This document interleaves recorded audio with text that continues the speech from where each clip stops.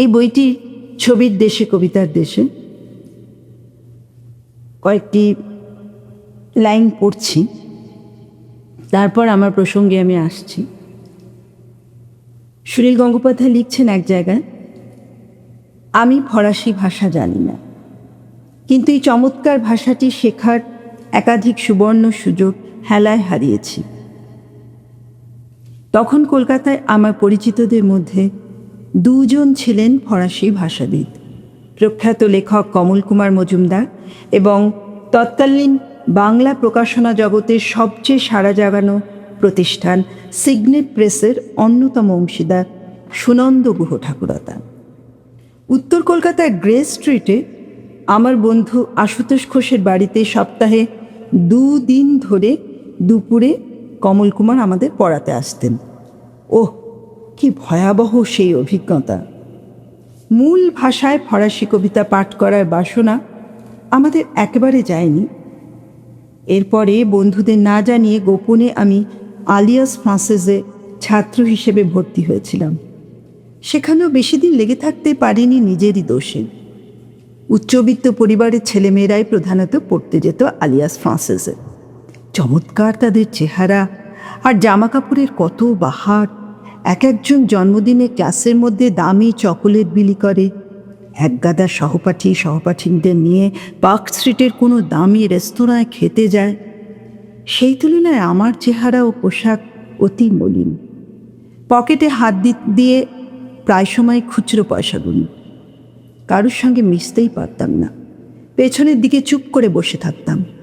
জানি এটা বোকামির পর্যায়ে পড়ে, অন্যদের জালিয়াতি তুচ্ছ করাই উচিত, কিন্তু বন্ধু বান্ধবদের মধ্যে থাকলে আমি বাঘ এবং একা হয়ে পড়লে মুখ চোরা। এই দুর্বলতা কাটিয়ে উঠতে পারতাম না কিছুতেই। তাছাড়া বন্ধু বান্ধবদের কাছেও ধরা পড়ে গেলাম অবিলম্বে। ফরাসি কনসুলেটে যাতায়াত করছি শুনে কলেজ স্ট্রিট কফি হাউসের আড্ডাধারীরা অনেকে বলতে লাগলো, খুব আঁতেল হতে চাস বুঝি? আঁতেল শব্দটি গালাগালের পর্যায়ে পড়ে।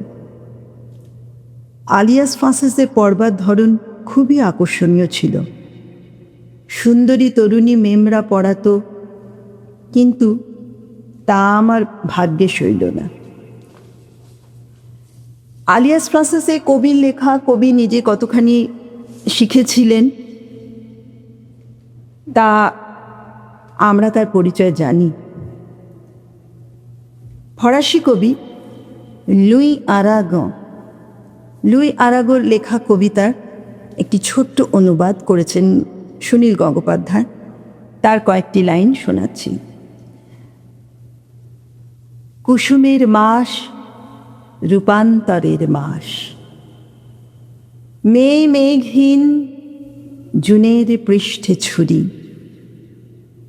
ভুলব না আমি লিলির গুচ্ছ, গোলাপের নিঃশ্বাস, বসন্তে আরো লুকানো যে মঞ্জরি। এই আইওয়া সিটিতে আমি যতদিন থাকব, আমি আগেই বলেছি, আইওয়া সিটির প্রথম পরিচয় আমি পেয়েছি এই বইটিতে। এই ছোট ছোট অনুবাদ কবিতা সুনীল গঙ্গোপাধ্যায় করা, ফরাসি কবি এবং পরে কিছু আমেরিকান কবিরও আছে।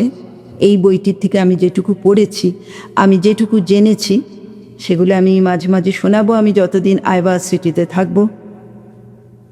আসলে এইভাবে this is my tribute to great poet Sunil Gangopadhyay.